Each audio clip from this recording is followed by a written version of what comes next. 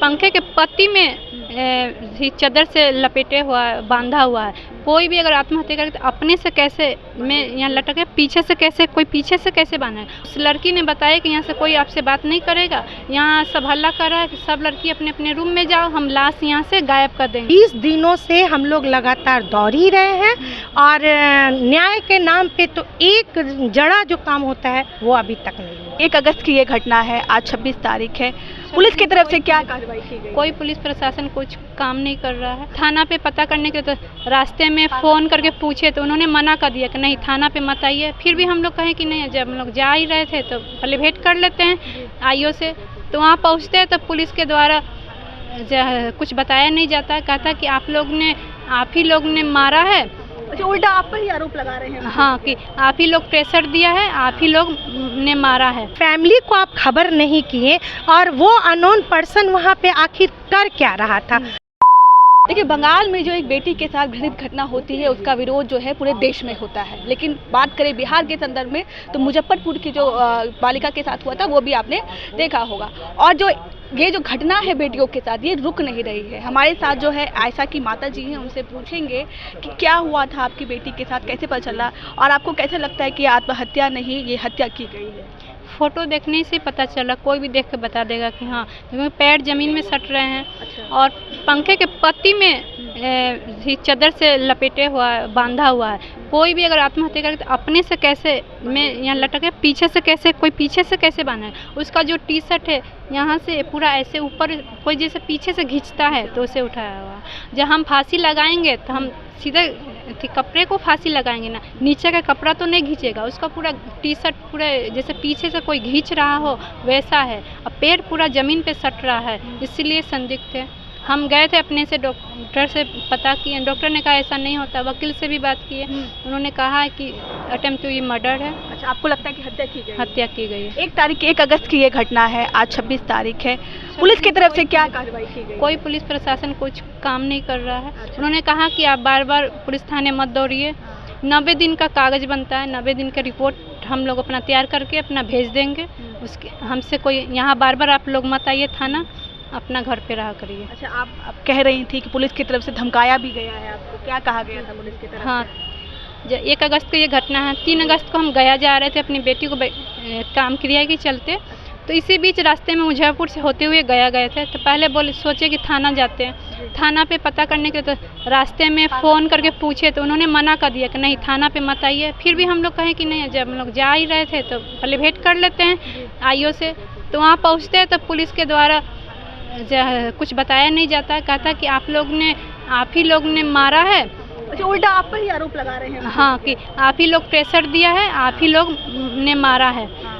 मेरी बेटी का जो मोबाइल है वो भी जब्त करके रखा हुआ है, नहीं दे रहे हैं। उन्होंने कहा कि जाकर यहाँ से लीजिए, क्या बोलते हैं क्या कोर्ट से लीजिएगा। अच्छा, जब ऐसी खबर आई आपको, उससे पहले आपकी बेटी की बात आपसे हुई थी? कोई तनाव में थी, ऐसा कुछ लग रहा था आपको कि वो आत्महत्या कर सकती है? ना, तनाव नहीं था। खबर कैसे मिली आपको इस घटना की? उसी हॉस्टल की एक लड़की ने मुझे फ़ोन किया कि आंटी जल्दी चलाइए, आयशा के साथ कुछ हो गया, हम लोग को ऊपर नहीं जाने दिया। फिर दूसरे ही कॉल फ़ोन करती है कि जल्दी आइए, आयशा की लाश को यहाँ से हटाया जा रहा है। हम बोले लाश आयशा? पहले जब फ़ोन आया तो मुझे लगा कि आयशा या तो बच्ची या चक्कर खा के गिर गई होगी, कुछ तबीयत ख़राब होगा। तो मैंने कहा वहाँ जो भी लेडीज़ है जो काम करने वाली, उनसे बात कराओ, हमको कहें उसको कि डॉक्टर के पास लेके जाए। लेकिन ऐसा ना ही वहाँ की कोई भी लेडीज़ सामने आई, नहीं कोई फ़ोन कर। उस लड़की ने बताया कि यहाँ से कोई आपसे बात नहीं करेगा, यहाँ सब हल्ला कर रहा है कि सब लड़की अपने अपने रूम में जाओ, हम लाश यहाँ से गायब कर देंगे। हॉस्टल संचालक से बात हुई आपकी? नहीं, हमें कोई हॉस्टल के संचालक को मुझे फ़ोन करना चाहिए कि आपकी बेटी के साथ ऐसा हादसा हुआ।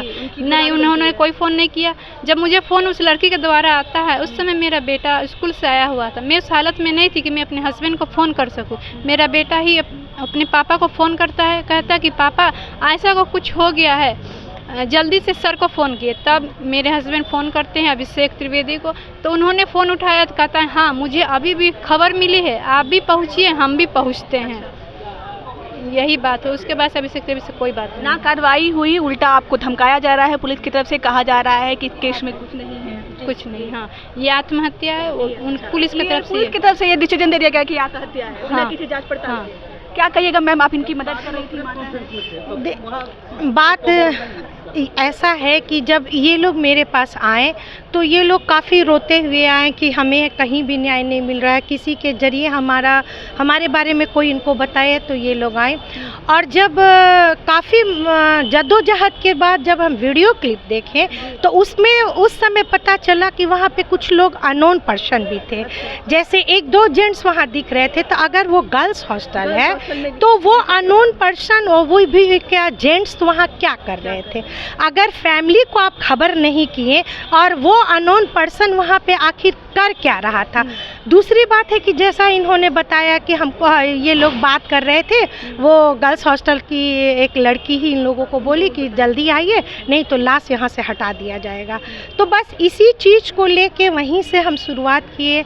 जहाँ भी प्रशासन के पास हम इनको ले जा सकते थे ले गए, और विगत 20 दिनों से हम लोग लगातार दौड़ ही रहे हैं। और न्याय के नाम पे तो एक जड़ा जो काम होता है वो अभी तक नहीं हुआ।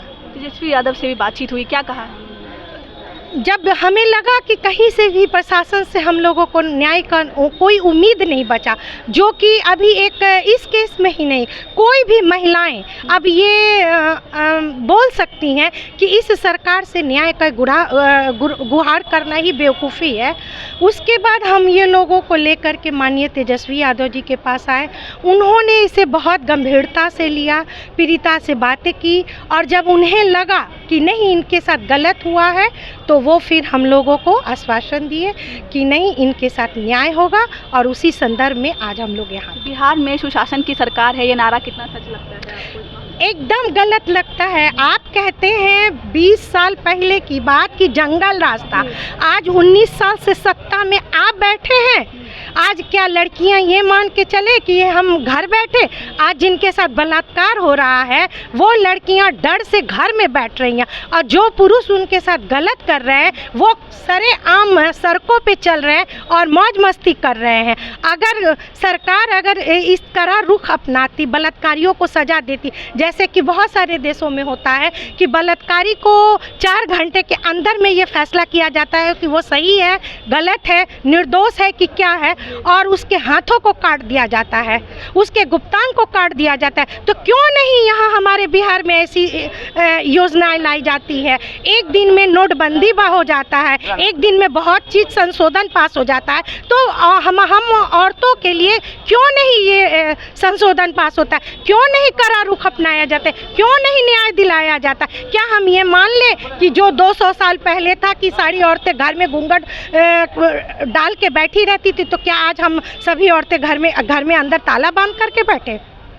ठीक है, तो आपने देखा आयशा की माताजी से हमारी बात हुई। उनका कहना है कि ये हो ही नहीं सकता, हमारी बेटी बहुत होनहार थी, वो आत्महत्या कर ले, कहीं ना कहीं उसकी जो है माता को हत्या का शक है। बात करें पुलिस की तो पुलिस का कहना है वो कार्रवाई नहीं करी, उल्टा कहना है कि आपने ही अपनी बेटी को उस्काया है।